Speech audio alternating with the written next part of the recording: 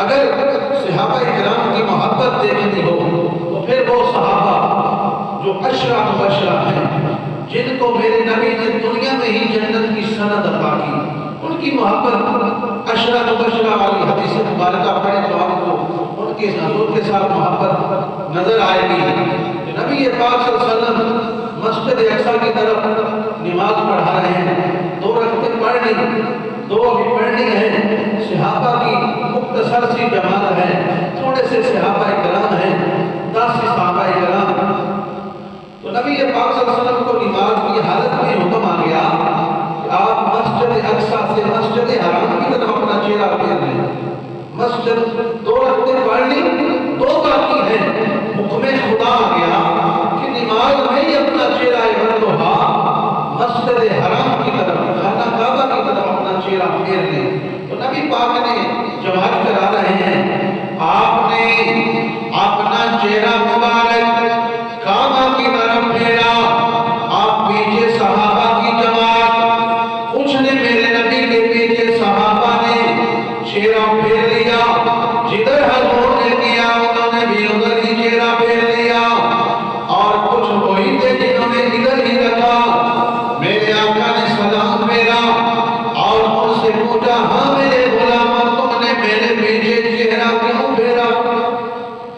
میں یا رسول اللہ جیسے دوڑا چہرہ ساٹا بھی ہوتی چہرہ جیسے تو سام کو پھیریا اسا بھی ہوتی پھیر دیتا، ہاں بھائی تو سام کیوں نہیں پھیریا؟ سونے ہاں ڈرتے رہے ہیں کہ غلطی نہ ہو جائے، ڈرتے رہے ہیں غلطی نہ ہو جائے۔ میرے نبی دونوں جماعتوں کی اداواں بڑی پسند آئی، اداواں پسند آئی، ان کی محبت پسند آئی۔ تو نبی پاک صلی اللہ علیہ وسلم نے انگلی کے اشارے سے ان کی طرف فرمایا، ابوبکر فی الجنہ، عمر فی الجنہ، عثمان فی الجنہ، علی فی الجنہ، طلحہ زبیر عبد الرحمن، سعد بن ابی وقاص، 10 صحابہ کے نام میرے نبی نے لیے، فرمایا ابوبکر تو جنتی ہے، عمر جنتی ہے، عثمان علی طلحہ زبیر عبد الرحمن، سعد بن ابی وقاص تو سب جنتی ہو۔ یعنی یہ ان کی محبت تھی۔ عشرہ مبشرہ دنیا میں کی جنت کی سند مل گئی۔ وہ صحابہ کرام اگر ہجرت کا معاملہ آیا کہ اب مکہ کو چھوڑ کر مدینہ میں جانا ہے، اب زمین بھی ہے، گھر بھی ہے، مال بھی ہے، اب حکم آ گیا کہ جو مسلمان ہیں صحابہ کرام ہیں وہ کعبہ کو چھوڑ کر مدینہ جانے۔ اب یہاں کسی کا گھر ہے، یہاں جو رہتے ہیں ان کو کہا جائے کہ یہ گھر بار چھوڑ کر اسے فروخت بھی نہیں کرنا، ایسے چھوڑ کے چلے جاؤ تو بڑا مشکل ہو جاتا ہے۔ صحابہ کرام نے اپنا گھر بار چھوڑ دیا، اپنی زمینیں، اپنے مال سب کچھ چھوڑ دیا۔ رب کا حکم آیا کعبہ کو چھوڑا مدینہ کی طرف چل پڑے، کعبہ کو چھوڑا مدینہ کی طرف چلے، تو یہ بھی بہت بڑی قربانی ہے۔